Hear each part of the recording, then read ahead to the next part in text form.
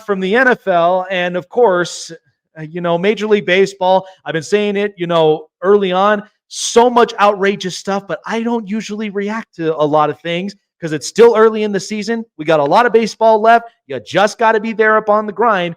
But you know what? I'm chopping it away, and I'm sure my guest is as well with the Atlanta Braves. So joining me here, Jake Mastroianni.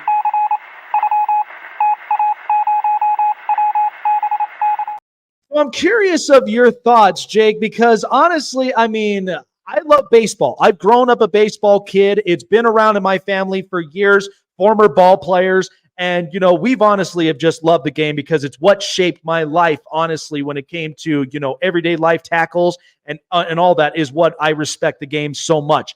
But, this outrage when we come to, fans that we know, the umpires are not calling up the right strikes. It's pushing more for robotic strike zones. The umpire play, something's really kind of got to give. I know it's early on, but it's like if I'm going into postseason and then I'm going into the later stretches, hopefully something's got to give for some of these guys, right?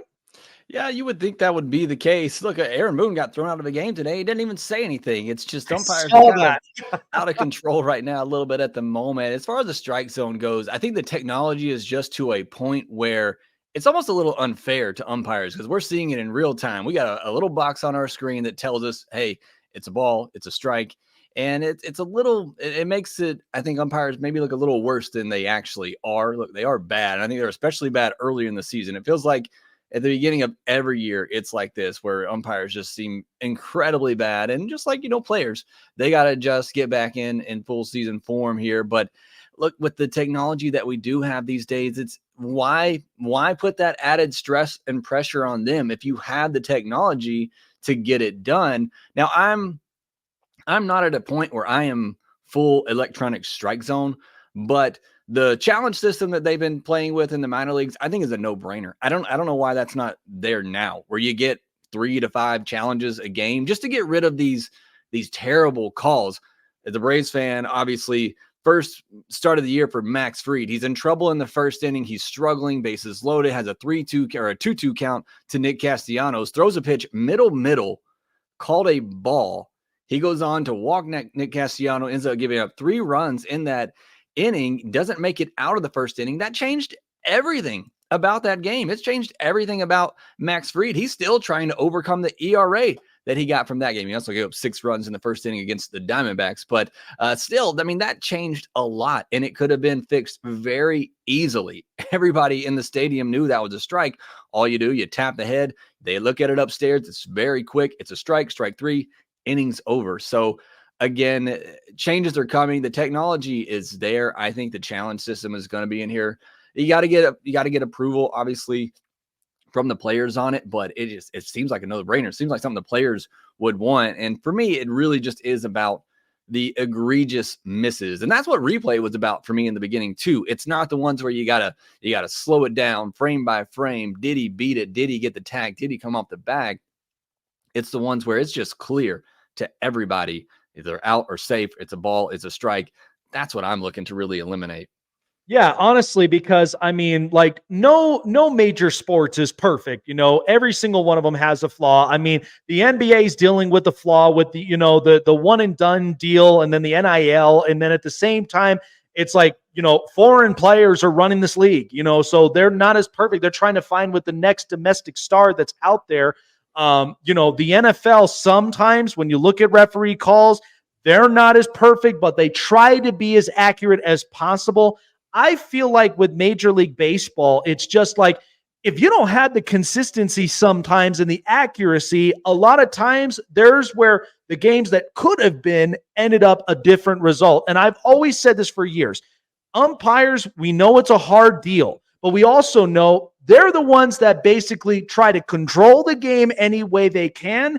And sometimes they give you a little bit of a notion of, this is how this game's going to be played. And I think a lot of managers and a lot of teams kind of feel that. So eventually, I'm not one that's big on technology either. I like accuracy and I like a little bit more of efficiency. But sometimes I'm also a mixture of the morale of the game, right? Yeah, I mean, that's certainly what you want. Look, you want the calls right. I mean, and that is what you hope for in the end. Another thing that baseball has to deal with is pace of play, something that they've improved on tremendously. And you don't want to take steps back in that with adding all this extra replay and that taking up more time. And that's where, baseball is lacked against some of the other sports because it's just not as fast paced and it takes a lot longer. Sometimes you don't know how long. There's not a clock. There is now, I guess, for the pitch clock in baseball, but there's not a set time that the game has to end and like it does in the NFL and NBA. So you don't want to take away from that. But in my mind, it is about getting it right. And you're correct to the point where an umpire can say, okay, I'm going to give 2 inches off the plate tonight. And that's just what it's going to be. And the other team may not know that going in. It may take 2, 3, 4 innings for you to figure that out. I don't get that. Look, if you made a mistake in the first inning, continuing to make that mistake throughout the game is not the correct thing to do to me. And to do in my mind. I'll say this, though, and maybe I'm just biased as a baseball fan who mainly just watches baseball. I cannot watch other sports. NBA, that, in my mind, officiating is so much tied into the momentum and the aspect of a game, and it is draw. I mean, that's why home games are so much easier to win in the NBA. In NFL, it is so affected by the crowd, the momentum. I personally can't watch the NBA. I think the officiating in that is terrible. NFL, what's a pass interference? What's not a pass interference? What's a catch, what's not a catch. So again, I am a baseball fan, so I'm a bit biased, but in my mind, I feel like it's much worse in other sports. But in baseball, it's just so hard to call in general. You got guys up there throwing 97 with movement. You got guys up there spinning sliders, breaking balls off the plate. I feel like it is such a harder sport to judge and to call. Any help, like I said, that you can give them, I'm all for it, but it has to be quick. Again, coming back to my original point on this, it has to be quick. We cannot go back to having a slow-paced baseball game that takes out a lot of the casual audience.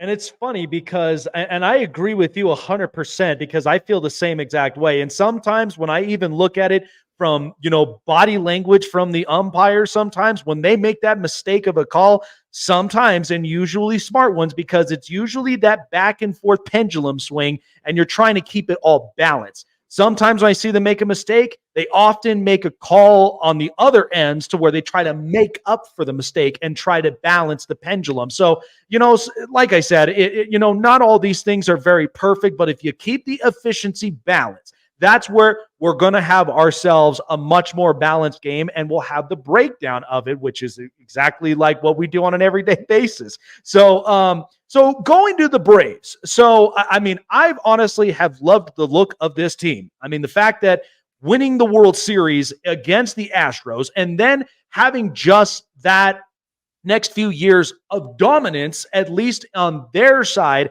Yet now they've got competitions with the Fightin' Phils of Philadelphia and multiple other teams. I know right now the Phillies have been the team that's kind of been in their way. But looking at this team right now, adding in Chris Sale, adding in a couple of other depth players as well, how did you kind of outlook, the Braves going into this season? Because to me, outside the Dodgers, this is a team that I know for a fact they are the ones that are going to be sneaking. They've been down the last couple of years, but they are not completely out. They find ways to win. How do you kind of outlook with this Braves team this year?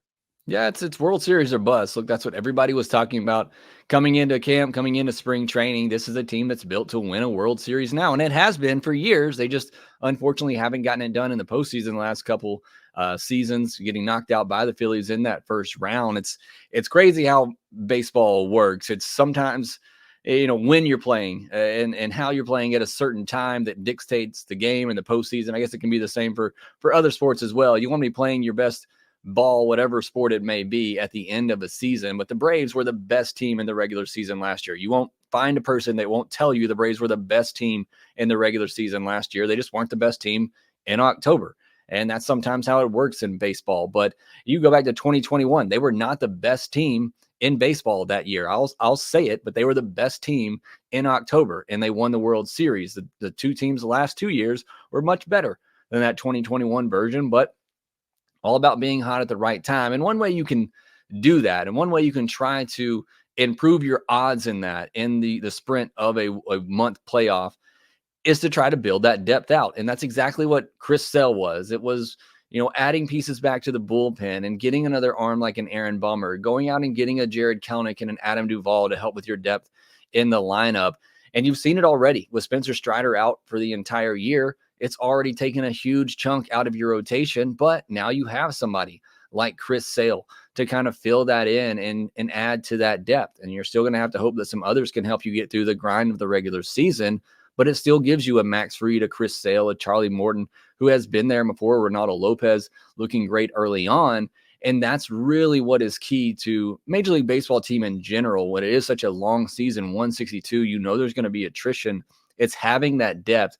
I think the Braves have it more than anybody. I think even the Dodgers. I think the Braves have more overall depth than them right now. Obviously, very good team. In my mind, it's the Braves, Phillies, and the Dodgers. I think they're going to be three of the best teams in baseball once everything is said and done. The Dodgers have taken their lumps here lately, but obviously they have a very talented roster. But what the Atlanta Braves front office has done and going out and just creating depth and trying to make sure there are no holes in this team, and then they can withstand losing a Spencer Strider like they already have. They lost their starting catcher, Sean Murphy, on opening day. They lost their starting second baseman, Ozzie Albies, a week ago, and they've still been able to win games just because of the depth of this team. And look, that's all you can do. Some things are kind of out of your control once it comes to postseason time in terms of how you're playing at that moment, but in creating as much depth as you can to prepare yourself for that moment is really all the front office and fan base can ask for. So a question to ask for you, because for covering the Braves as long as you have, I feel like, the last few years watching this Braves clubhouse kind of reminds me of the Braves of the 90s when you had Bobby Cox and you had, the best rotation with John Smoltz, Tom Glavine and Greg Maddux. And then you had a really good lineup with Chipper Jones and Andrew Jones. Is there some similarities that you're kind of picking up from the 90s group you saw and then this group in the last few seasons and to now? I mean, because I feel like every game to the Braves game is such a grind, but it's so exciting. Like they always kind of give you a reason to love baseball. Is there some similarities you kind of point out from the 90s to this group now? There certainly are some similarities. This may be a hot take. This version to me is better, especially if Spencer Strider were healthy and he was there, and Max Fried pitching like he is, and Chris Sale, or Max Fried pitching like he's capable. He's been off to a slow start, and Chris Sale's pitching like he has so far. This lineup is better. This lineup's maybe one of the best offenses in baseball. Last year, they broke the record for slugging percentage in a season, and it looks like they might do it again this year. So the offense is definitely better. You can't really say that rotation is better. You're talking about three Hall of Famers, but still, Strider, when he's healthy at his best, he's a Cy Young favorite coming in. Max Fried's finished top 3 in the Cy Young voting in 2 of the past 4 years. And Chris Sale finally looks healthy and looks good. So I would say this team is even better. The one comparison I'd make to this is, and this may be to their detriment when it comes postseason time, it's just they go out every day and do their job. And that's a compliment to them. The fact that they don't get let down by a bad game, a bad couple of games. They just go out every day and they do their job, and they know their talent's going to play out over time. When it comes to postseason, though, every game has to be more, and it has to be just that more intense. And sometimes I feel like that's been missing the last couple of postseason, because it is just a workman-like team where they're going to go out, they're going to play their game, they're going to take their at-bats, they're going to have good at-bats, and most of the time they're going to get results. But when it comes postseason time, you got to have that urgency. You got to have that intensity from the jump. And like the last 2 postseasons, that's kind of been missing.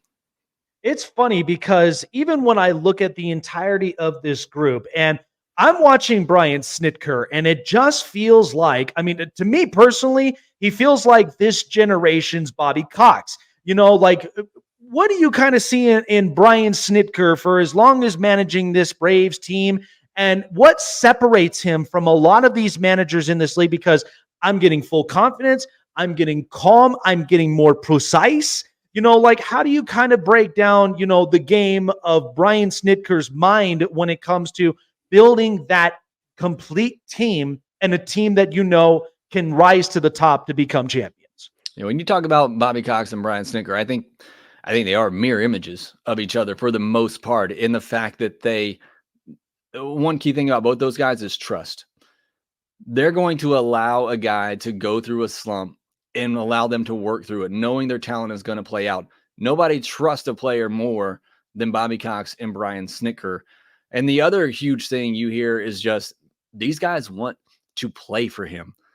Brian Snitker, look, he's been in the Braves organization for a long time before he got his opportunity. And many Braves fans didn't think it was the right call, didn't think he was an actual good X's and O's manager. And, there certainly can be some questioning there. But one thing you cannot question, those players love to play for Brian Snitker. And in today's game, where a lot of the managing work is done, a lot of the roster construction is done by the front office, by the analytical staff, the key part of any manager is being able to rally your guys together, to have somebody that they can trust, being a leader. And that is really the most important part in today's game of being a manager. And I think Brian Snitker does that as well as anybody. He's going to take up for his guys. He trusts his guys, like I said. And they say, you hear them all say, we want to play for Brian Snitker. We love playing for him. And in my mind, that is the most important thing in today's game when it comes to a manager, when you're dealing with a lot of different personalities, a lot of talented people, being able to have a manager that you can rally around, that is going to have your back no matter what, who is not going to give up on you when you're going through a 1-for-18 slump like Matt Olson is right now. He's going to continue to put you out there, allow you to work through that. That, to me, is what makes Brian Snitker such a great manager. And see, it's funny because I've always pushed for this, because a lot of people want to get analytical these days, which to me personally, I think it's cute. I think it's, something I'm like, but when you talk about manalytics, it's about being in the moment. It's about being coached. It's about coming out of your comfort zone and be the best version of yourself. And I think that's kind of the best thing when I look at, baseball's a perfect example. I don't know what life's going to throw to me, at the mound. When I'm there on the plate, I got to adjust it to so many different ways. And having that kind of manager is such a pivotal role, because that's the kind that wants to get the best out of you when you can honestly see it within yourself. And then that's, I think, what's the most important quality. And I think that's one that many, many teams would love to have a manager like that. So I know it may be too early to kind of predict the future up in this one, because we just started the season. But going back to that World Series team, right? I felt like the moves that they made during the trade deadline, when they got Jack Peterson and they got Jorge Soler, they got those extra oomph for them to really get over the top and be World Series champions. Do you feel like come the trade deadline, I know it's too early, but do you think that might be on the minds for the Braves to maybe find that pivotal piece that can help to put them over the edge? I think they would like to. There's a couple of key pieces in place here. One is that they are really close up to the third luxury tax threshold, which would include more strict penalties, and it would move back their draft pick 10 spots. So far, they've been hesitant to go over that, and just where they've ended up with the luxury tax payroll, it would make you think that they would like to not go over that. So that may dictate a little bit of how much they can do. The loss of Spencer Strider, though, and obviously, as you said, it's early. There's a long time now between now and the trade deadline, and other things could happen. Other injuries could pop up. You're not going to replace a Spencer Strider, but if you could at least get another middle rotation type of arm to just improve that quality of depth in the rotation in case something happens at the final 2 months of the year and you lose another starter. I think looking right now, obviously in mid-April, that's something I think the Atlanta Braves need to be looking at and focusing on. Is there going to be a starting pitcher available like that? Do they have a starting pitcher out there that they can afford like that to at least give them a little bit more insurance in the rotation? Again, you're not going to replace Spencer Strider, but you'd love to go out and at least get another valuable starter, a confident starter that you can rely on, like the Rangers did with Jordan Montgomery last year, going out and getting the guy like that you can stick in the middle rotation, is going to give you solid innings and give that offense, which, like I said, is a historically good offense, a chance to win. That's really all this Braves team needs. So there's one thing that I look at right now that the Braves will be focusing on. It'd be finding that middle to top of the rotation arm at the deadline to kind of improve that depth with the loss of Spencer Strider. Yeah, it's going to be great stuff, man. And like we've always talked about, it's a long haul ahead. You're going to have to get through, the dog days of summer. And then eventually when you start coming to August, September, October, that's when you really find that identity. You got exactly the pieces from there. Now it's time to go on a tear and go on a roll and eventually come back to being hungry for that World Series, appearance. And so I think the Braves could do it. I mean, baseball's so unpredictable, right? We could have loaded rosters, but it's all about getting through the grinds to eventually show them the reason why they were put together as a World Series team. So appreciate it, Jake, man. All the great content for you. Where can people find everything Atlanta Braves? Yeah, so you can find me on social media, on Twitter or X at Shortstop Ball. You can find the podcast there at LockedOn_Braves. Also find the podcast on YouTube at Locked On Braves there, and we're on any podcast feed, pretty much whatever you get your podcast, Locked On Braves. I will tell you, man, I've got a good friend of mine living in the Atlanta area, and I've got a lot of Atlanta Braves fans of my own. And so saving this interview clip, they're going to absolutely love it, man. But chop on, man. It's a long season. We'll see what happens with the Braves moving forward. All right. Thanks so much for having me on. Appreciate it. Absolutely, man. You bet. Yeah, hey there, everyone. Thanks for watching. Make sure that you guys like, follow, and subscribe to get the latest from the show. Also, go check out a few of our coolest segments that we've had from previous shows. And also make sure that you stay up to date on the show on all platforms, wherever you guys find your podcasts.